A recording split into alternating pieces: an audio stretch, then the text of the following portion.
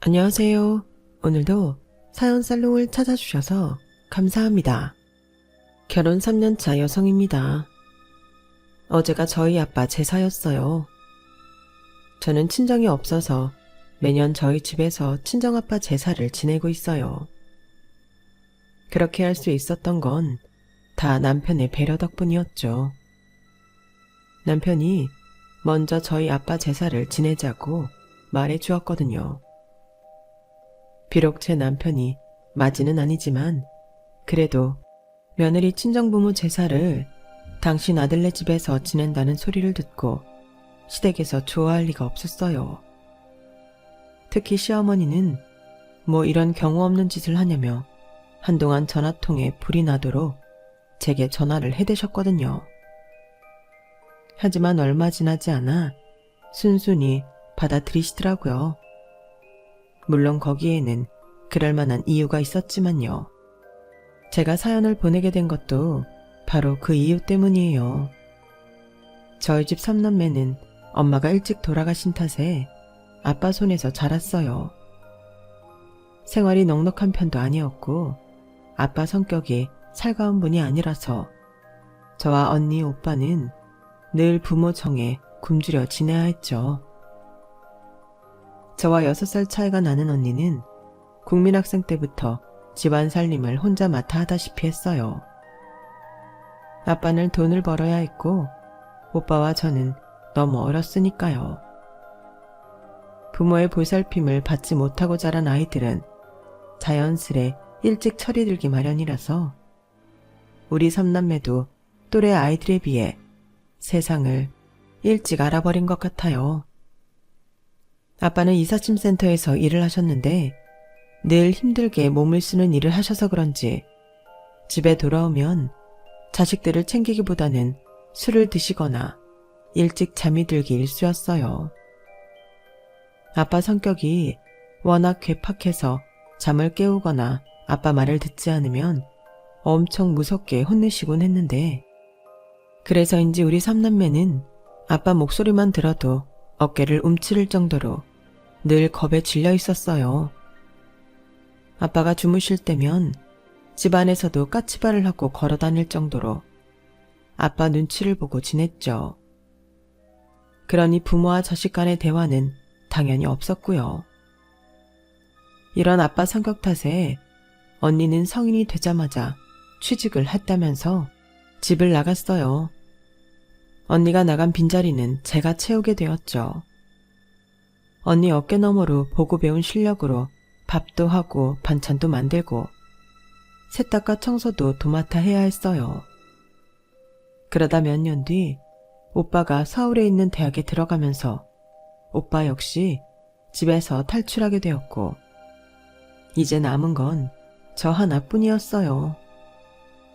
처음엔 저도 고등학교만 졸업하면 집을 나가야겠다고 생각을 했지만 아빠와 단둘이 살다 보니 그런 마음이 점점 사그라지고 말더라고요. 하루가 다르게 늙어가는 아빠가 가엾다는 생각을 하게 되었거든요. 자식이 셋이나 집에 있을 때는 집안이 떠나가라 호통도 치시고 본인 기분에 따라 자식들한테 화풀이도 하셨지만 언니랑 오빠가 연이어 집을 나가자 전처럼 집에서 소리를 치는 일도 사라졌어요. 가끔은 제 눈치도 보시고 제가 만든 음식이 입에 맞지 않아도 전처럼 화를 내거나 음식을 개수대에 쏟아붓는 일도 하지 않으셨죠. 한마디로 이빨 빠진 호랑이 같았어요. 그러던 어느 날이었어요. 아빠가 식사를 하시다가 문득 그러시더라고요. 은주 너도 학교 졸업하면 네 언니랑 오빠처럼 집 나갈 거냐? 희한하게도 그날따라 아빠의 질문이 곧이곧대로 들리지 않더라고요. 마치 너만은 아빠랑 같이 이 집에서 살아다오 하고 제게 부탁을 하시는 것 같았거든요. 그래서 나도 모르게 이렇게 대답을 해버렸어요. 나갈 생각 없어요. 갈 곳도 없고. 그러자 아빠는 아무 말씀도 안 하시고 조용히 식사를 하셨어요. 속으로 그런 생각이 들더라고요. 그러게 집에 있을 때 잘 하랬다고. 언니랑 오빠가 집에 있을 때 조금만이라도 살갑게 대해줬더라면 다들 이렇게 집을 나갔을까? 하고 말이죠. 말로는 서울에 있는 직장에 취직했다. 서울에 있는 대학에 입학했다. 핑계를 댔지만 집을 나가 살 만큼 저희 집이 서울에서 먼 곳은 아니었거든요. 당시 저희 집은 남양주에 있었는데 서울까지 가는 지하철도 있고 버스도 있어서 충분히 집에서 통근, 통학이 가능했으니까요. 그런데도 굳이 집을 나간 건 전적으로 아빠 때문이었던 거죠. 아빠도 그걸 알고 계셨을 거예요. 그러니 저랑 사는 동안 이빨 빠진 호랑이처럼 화도 안 내시고 꼬랑지를 축 늘어뜨리고 사신 거겠죠. 그렇게 저는 고등학교를 졸업하고 취직을 하게 된 후로도 아빠랑 함께 살았어요. 저마저 집을 나가면 아빠 혼자 어떻게 살지 걱정도 됐고 아빠가 전처럼 괴팍하게 굴지도 않으셨기 때문에 딱히 나가 살겠다는 생각이 들지 않았거든요. 그러던 어느 날이었어요. 언니가 연락도 않고 집에 찾아왔더라고요. 집 나간 지 7년이 넘어서야 말이죠. 그런데 언니 혼자 온 게 아니었어요. 옆에는 키가 크고 얼굴이 하얀 남자가 서 있더라고요. 그리고 그 남자 품에는 3살짜리 남자아이가 안겨 있었어요. 알고 보니 집에서 나간 직후부터 언니는 형부랑 동거를 했더라고요. 믿는 구석이 있어서 집을 나갈 수 있었던 거죠. 아빠, 저 결혼해요. 그동안 출산하고 애 키우느라 결혼식 올릴 여유가 없었는데 아이가 더 늦기 전에 웨딩드레스는 입어봐야 하지 않겠냐고 해서 그냥 하기로 했어요. 그러자 아빠가 옆에 있던 두루마리 휴지를 집어 던지며 말했어요. 네 눈엔 내가 애비로는 보이냐? 집 나간 지가 언젠데 연락 한 번 없다가 이제 와서 뭐? 결혼을 한다고? 니들 멋대로 애까지 다 낳아놓고선 내가 안 된다고 반대하면 어쩌려고? 반대하면 낳은 애 다시 뱃속으로 집어넣기라도 할 거야? 말해봐, 이 싸가지 없는 것. 으르렁대는 아빠 앞에서 언니는 바닥을 구르고 있는 두루마리 휴지를 물끄러미 보면서 싸늘하게 말했어요. 내가 지금 아빠한테 결혼 허락받으려고 온 것 같아요? 아빠한테 그럴 자격이 있다고 생각하세요? 저요, 엄마 돌아가시고 난 뒤부터 이 집에서 식모처럼 살았어요. 밥이고 빨래고 청소고 전부 제가 다 하고 살았다고요. 아빠가 한 번이라도 그런 거 들러본 적 있어요? 저 그때 겨우 국민학교 5학년이었다고요. 그 어린 게 집안 살림에 동생들까지 건사하고 살 때 아빠가 단 한 번이라도 아빠 노릇하신 적 있냐고요. 그래놓고 이제 와서 부모 대접 받겠다고 하는 거예요? 아빠가 무슨 자격으로요? 주먹을 꽉 쥔 손이 바들바들 떨릴 정도로 언니는 분을 삭히며 말했어요. 그러자 옆에 있던 형부가 언니를 말리더라고요. 여보, 장인어른 앞에서 그게 무슨 소리야. 잘못했다고 말씀드려. 그러자 언니가 형부 손을 뿌리치며 말했어요. 내가 왜? 내가 왜 사과를 해? 이럴 줄 알고 우리 집에 오지 말자고 했던 거야. 우리 아빤 죽을 때까지 절대 안 변해. 자기가 잘못했던 거 하나도 인정 안 할 사람이라고. 그런데 왜 나만 매번 참고 나만 사과를 해? 싫어. 나도 싫다고. 나 이제 안 참을 거야. 더는 아빠 비위 맞춰가며 안 살 거라고. 그러니까 자기도 우리 아빠한테 아무 기대하지 마. 결혼식에 아빠 부를 생각도 하지 말라고. 언니는 자리를 박차고 나가버렸어요. 모녀 사이에서 안절부절 하던 형부는 엉거주춤하게 서서 인사를 하고는 아이를 데리고 언니를 따라 나섰어요. 그날 언니네 가족이 그렇게 가버린 뒤 아빠는 방 안에 들어앉아 소주를 드셨어요. 안주도 없이 깡소주를요. 냉장고에 있는 밑반찬을 챙겨 안방에 들어간 저는 아무 말 없이 아빠 옆에 반찬 그릇을 내려놓았어요. 그리고 다음날 아침에 출근을 하려는데 아빠가 제 방문을 두드리시더라고요. 그리고는 방에 들어오셔서는 10,000원짜리 뭉치를 내미셨어요.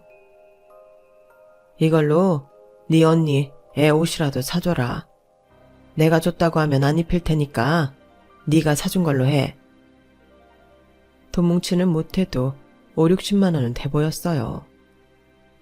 그래서 아빠한테 말했죠. 아빠, 애 옷 사라면서 무슨 돈을 이렇게나 많이 줘요. 20만 원이면 충분해요. 이건 가져가세요. 그러자 아빠가 멋쩍은 표정으로 지나가듯 말하시더라고요. 그냥 사줘. 남으면 네 언니 옷이라도 하나 사주든가. 입고 온 옷을 보니 형편이 어려운 모양이던데. 어제 언니 내외 앞에서 말은 그렇게 했지만 아빠 마음이 그런 게 아니었던 모양이에요. 그 짧은 순간에도 딸 자식 차림새부터 살핀 걸 보면 말이죠. 그래서 더는 말 않고 아빠한테 받은 돈으로 조카 옷이랑 언니 원피스를 하나 사서 전해주었어요. 그러자 언니가 저랑 눈도 제대로 못 마주치곤 연신 사과를 하는 거예요. 저한테 아빠를 떠넘긴 것 같아서 내내 마음이 무거웠다면서 미안하다고요. 그래서 예전과 달리 아빠가 많이 변하셔서 힘들 거 없다고 말해주었죠. 얼마 뒤 언니는 뒤늦은 결혼식을 했어요. 아빠는 참석을 안 하시고 오빠랑 저만 둘이 혼주석에 앉았어요. 그래도 아빠한테 언니 웨딩 사진은 전해드렸어요. 부녀가 서로 화해할 용기는 없었어도 서로를 걱정하는 마음은 잘 알고 있었으니까요. 아빠와 언니가 다시 만난 건 3년 뒤 오빠가 결혼할 때였어요. 언니 때와는 달리 오빠 결혼식에는 아빠가 혼주석에 앉으셨거든요. 올케는 오빠랑 같은 회사에 다니는 사람이었는데 저희 집과는 한참 차이가 날 정도로 형편이 괜찮은 집 딸이었어요. 게다가 무남 동료라서 부모 사랑을 독차지하고 산 사람이었죠. 그래서 그런지 행동 하나하나에 이기적인 모습이 많이 보이더라고요. 게다가 저희 오빠를 대하는 태도를 보니 마치 공주가 신하한테 하듯 하대를 하는데 어찌나 얄밉던지 몰라요. 그런데도 오빠는 자기 와이프를 공주 받들듯 하더라고요. 오빠도 언니랑 마찬가지로 결혼식 날짜까지 다 잡은 후에야 집에 찾아왔어요. 그것도 혼자서요. 그리고는 마치 통보라도 하듯 아빠한테 결혼식 날 제발 말조심 좀 해달라고 신신당부를 하더라고요. 저 아버지한테 바라는 거 아무것도 없어요. 집도 처가에서 해주신다고 차도 장인어른이 뽑아주신다고 했으니까요. 아버진 그냥 결혼식 날 오셔서 혼주석에 앉아주시기만 하면 돼요. 괜히 저희 장인 장모님한테 엄한 소리 하지 마시라고요. 그 말 하려고 오늘 온 거예요. 와이프 될 사람은 결혼 준비 때문에 바빠서 못 왔어요.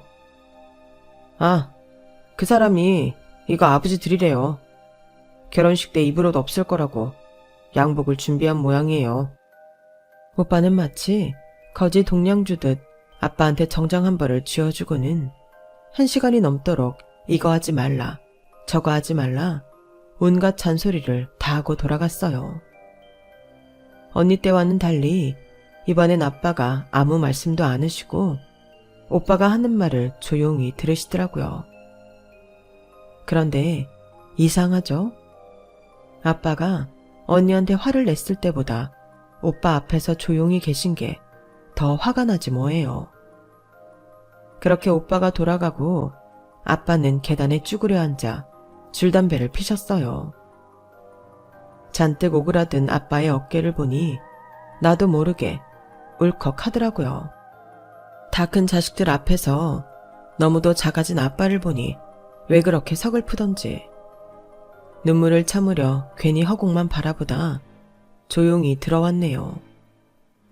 언니랑 오빠는 결혼한 후에도 집에는 거의 찾아오지 않았어요. 가끔 제게 전화해 집에 별일 없는지 정도만 묻고는 끊을 뿐이었죠.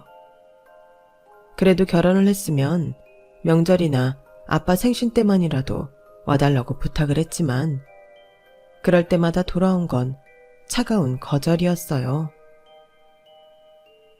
얘, 너 아빠가 나한테 했던 거 기억 안 나? 우리 그이랑 애 데리고 갔을 때 아빠가 우리 애 한 번이라도 안아주디?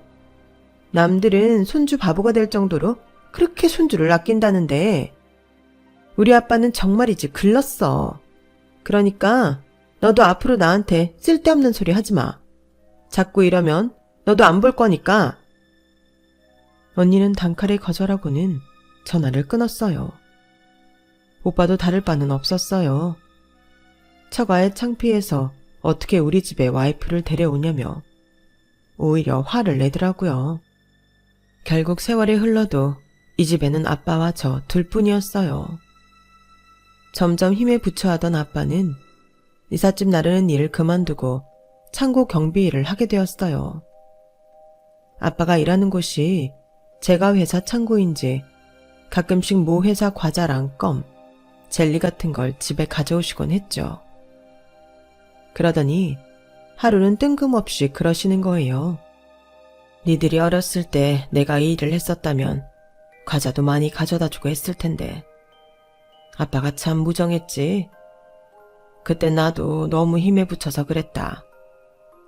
네 엄마 가고 어린 자식이 셋이나 딸려 있는데 이것들을 어떻게 굶기지 않고 데리고 살까 그 걱정뿐이었거든. 사람이 밥만 먹고 사는 게 아닌 건데 그때는 애들 굶기지 않는 게 제일 중요해서 딴 생각은 할 겨를이 없었어. 나도 힘드니까 괜히 니들한테 짜증을 내고 돌아서면 그러지 말자고 해놓고도 또 버럭거리고 소리나 치고. 아빠가 참 철이 없었다. 네 언니 말대로 아빠 자격 없는 사람이야.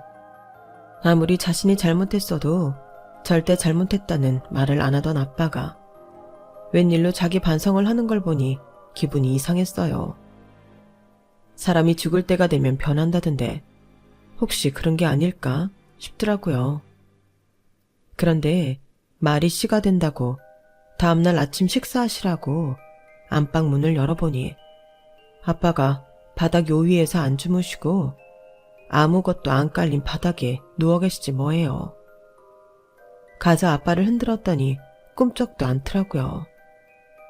제가 흔드는 바람에 손이 바닥으로 툭 떨어지길래 너무 놀라서 119에 신고를 하고 아빠를 응급실로 모시고 갔어요.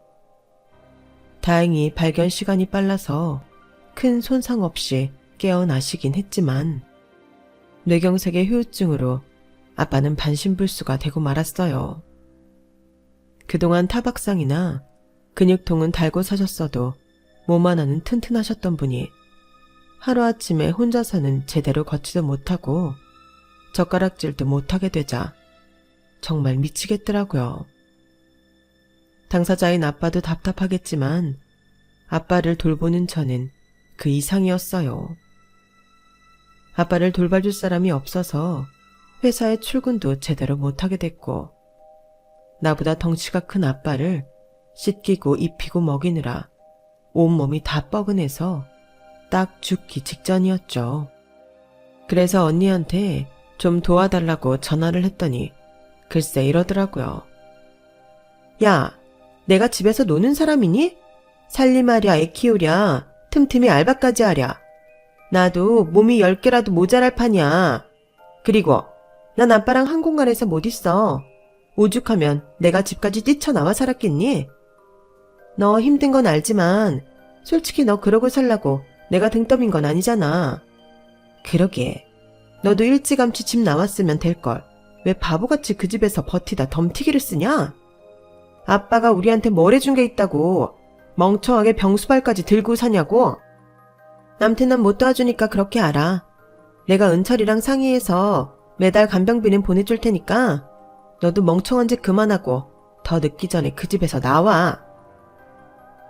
전화를 끊고 나니 기운만 더 빠지더라고요.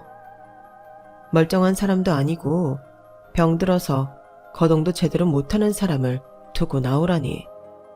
남이라도 그렇게는 못하겠다 싶었어요. 며칠 뒤 오빠한테 전화가 왔는데 오빠도 언니랑 다를 바 없는 소리를 하더라고요.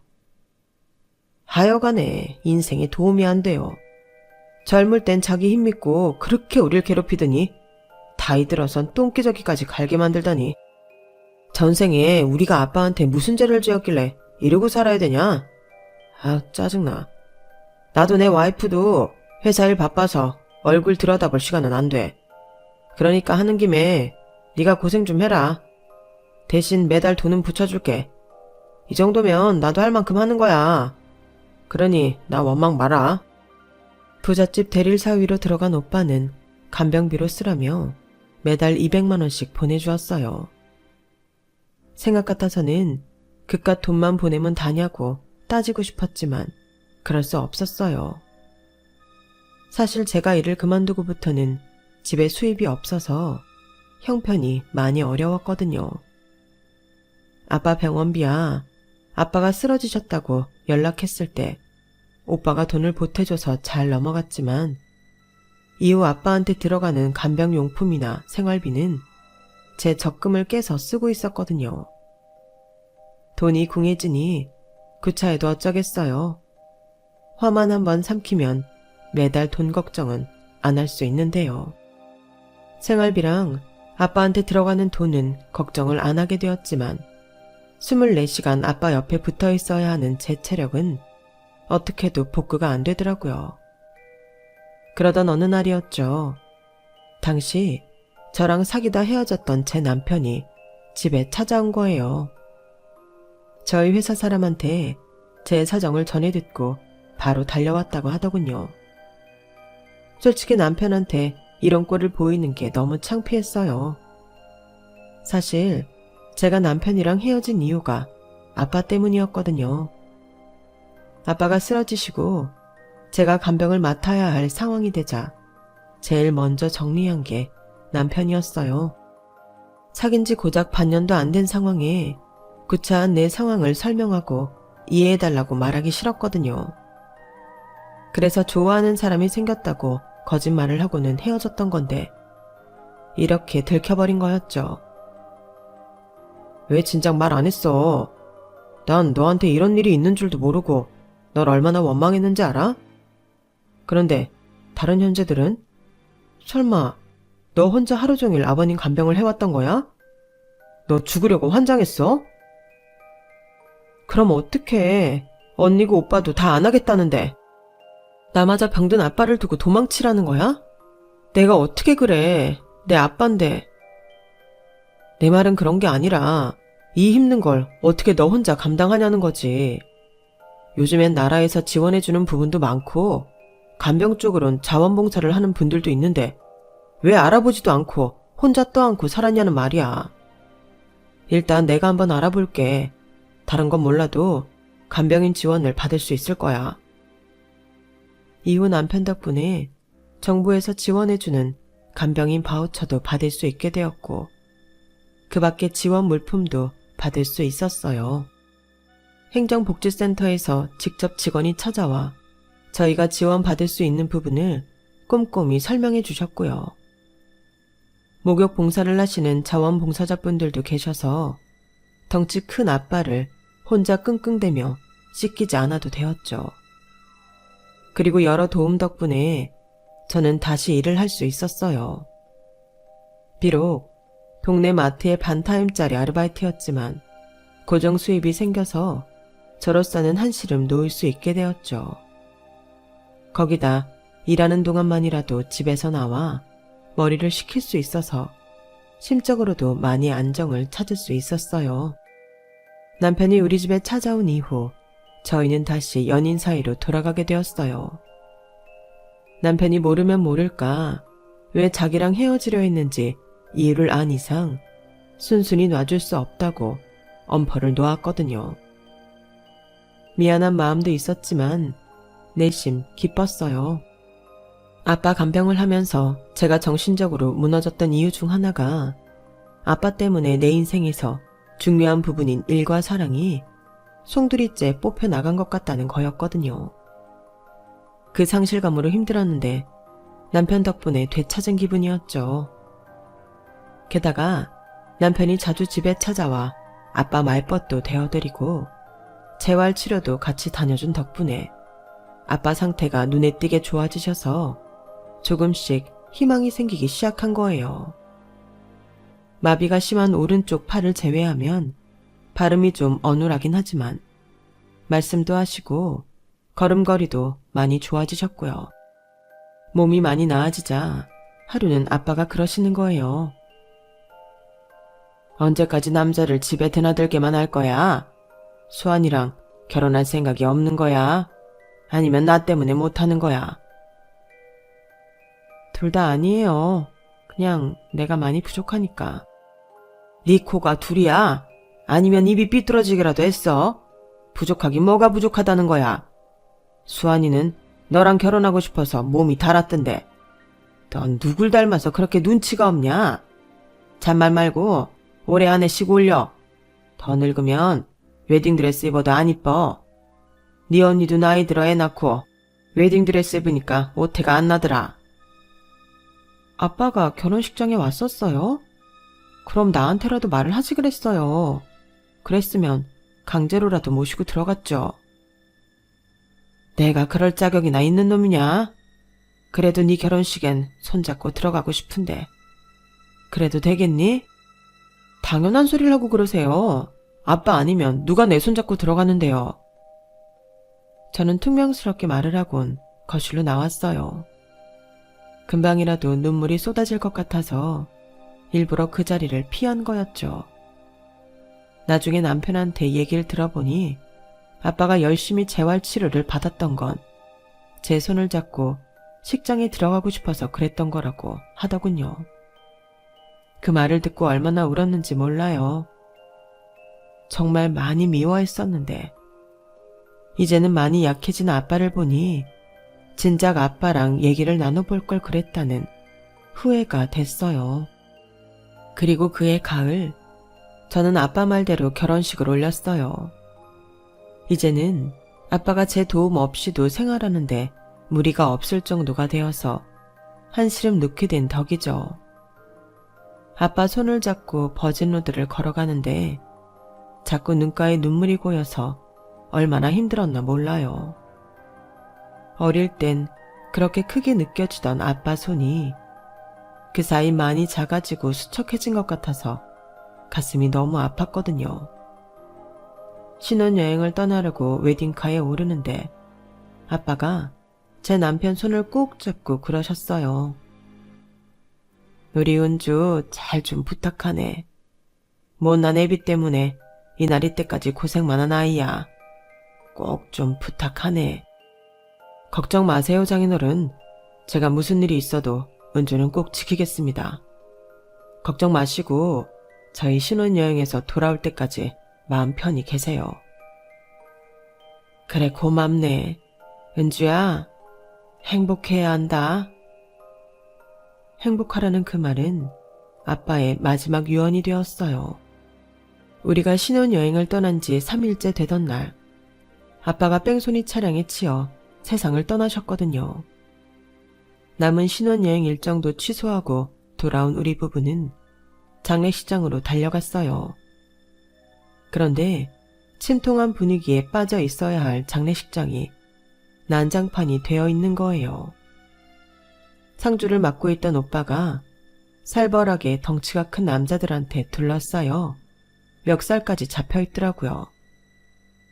그 사람들은 저희 아빠한테 받을 빚이 3억이나 있다면서 자식이니 당연히 그 빚을 대신 갚아야 한다고 고래고래 소리를 질렀어요. 오빠는 자기는 모르는 일이라고 그 소나기에서 빠져나오려고 발버둥을 치고 있었죠. 그 사이 누가 신고를 했는지 경찰이 장례식장 안으로 들어왔고 다행히 장례식장은 안정을 찾을 수 있었죠. 그러자 오빠가 저랑 언니를 향해 투덜거리는 거예요. 은주 너 알고 있었어? 아버지한테 빚 있다는 거? 누나. 아니다.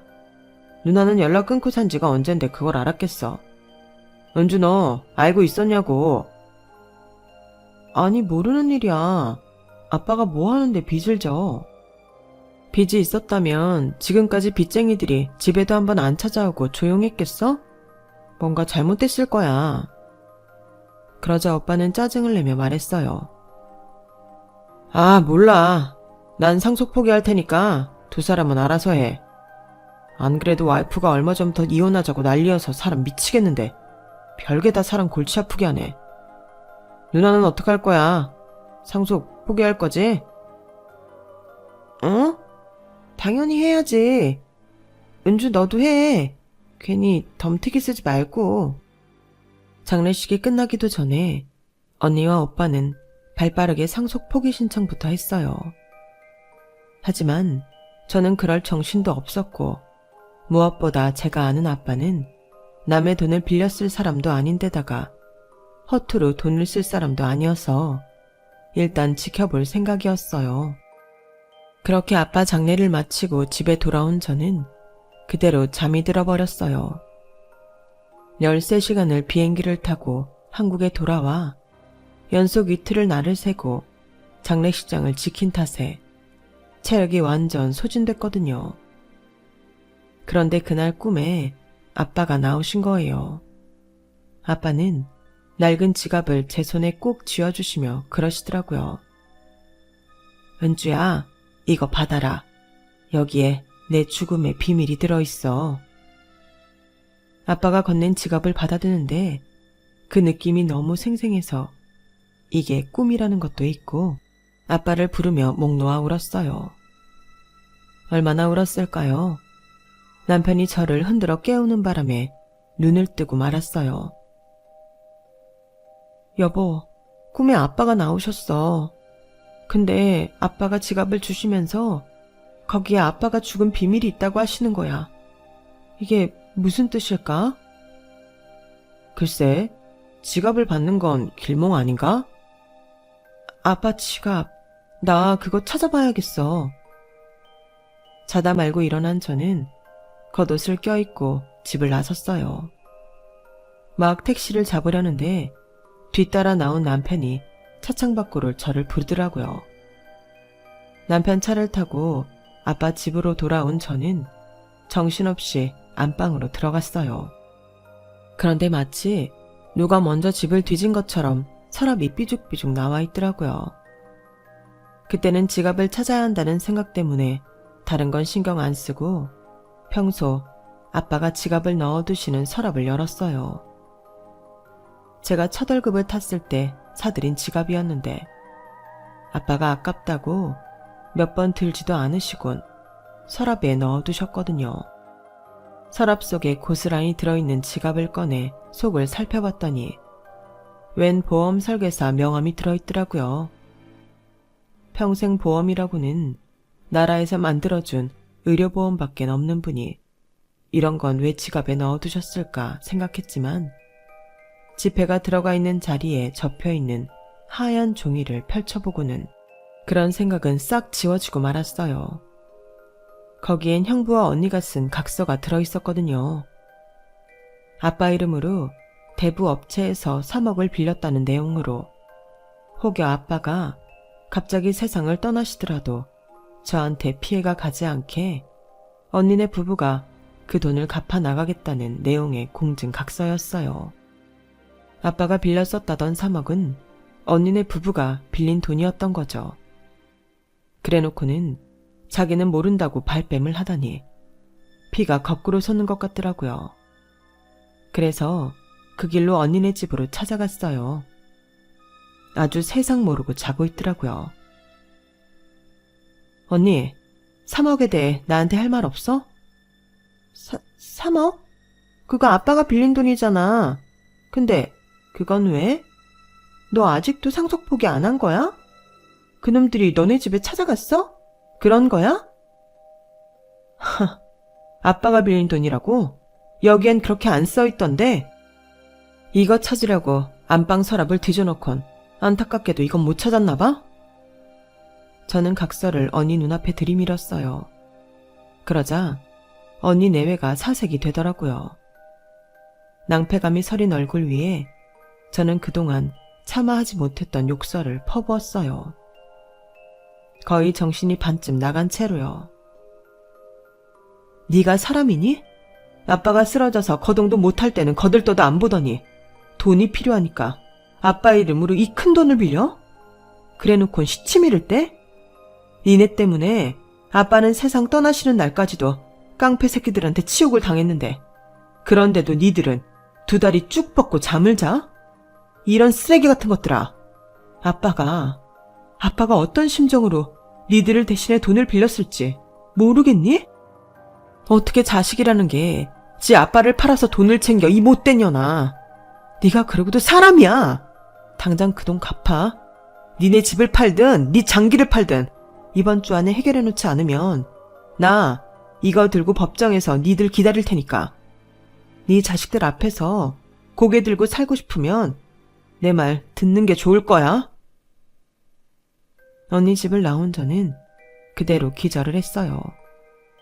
눈을 떠보니 병원이더라고요. 팔에는 링거바늘이 꼽혀 있었어요. 제 옆에서 쪽잠을 자고 있던 남편은 저를 보자 울먹이며 그러는 거예요. 은주야, 이제 정신이 좀 들어? 너 이틀을 꼬박 잤어. 병원에선 아무 이상 없다는데 도통 일어나야 말이지. 그런데 너 잠든 사이에 누가 좀 왔었거든? 근데 그 사람 말이 내 앞으로 사망보험금이 지급될 거래. 아버님이 보험을 들어놓으신 게 있는데 수익자가 네 앞으로 돼 있다더라고. 근데 웃긴 건 나머지 형제들이 상속 포기를 해서 형제간에 법적 분쟁이 일어나도 네가 다 받게 됐다나 봐. 이게 다 무슨 일이라니? 순간 피식 웃음이 났어요. 아빠의 마지막이 너무 극적인 데다 너무 아빠다운 결말이 맺어진 것 같아서였죠. 자식들한테 사랑한다는 말도 못하던 아빠는 유산도 이렇게 애둘러서 주고 가셨으니 말이에요. 뒤늦게 제가 아빠의 사망보험금을 받았다는 소식을 접한 언니와 오빠는 득달같이 달려왔더라고요. 그리고는 보험금을 정확히 3등분 해야 한다고 난리를 쳤죠. 그래서 한마디 해줬어요. 아빠 간병도 똑같이 3등분으로 나눠하지 그랬어. 간병은 다들 나한테 떠밀더니 돈은 받고 싶은가 봐? 근데 어쩌냐? 둘 다 상속 포기까지 한 마당에 무슨 권리로 돈을 받아가겠대? 양심이 있으면 조용히 입 닫고 돌아가. 경찰 부르기 전에. 알았어? 결국 언니와 오빠는 아빠가 남긴 사망보험금은 단 한 푼도 받지 못했어요. 그 유산 덕분에 저희 시어머니는 저희 집에서 친정아빠 제사를 지내는 걸 허락해 주셨고요. 살아생전에 아빠가 제게 해주신 말대로 저는 행복하게 살 거예요. 그러니 아빠도 내 걱정하지 마시고 그곳에서 행복하게 지내세요. 지금까지 제 사연을 들어주셔서 감사합니다. 여러분의 소중한 가족들과 행복한 날들이 많았으면 합니다. 여러분, 사연 댓글에 응원과 현명한 조언 부탁드려요. 좋아요와 구독은 저에게 큰 힘이 됩니다. 오늘도 좋은 일 가득하세요.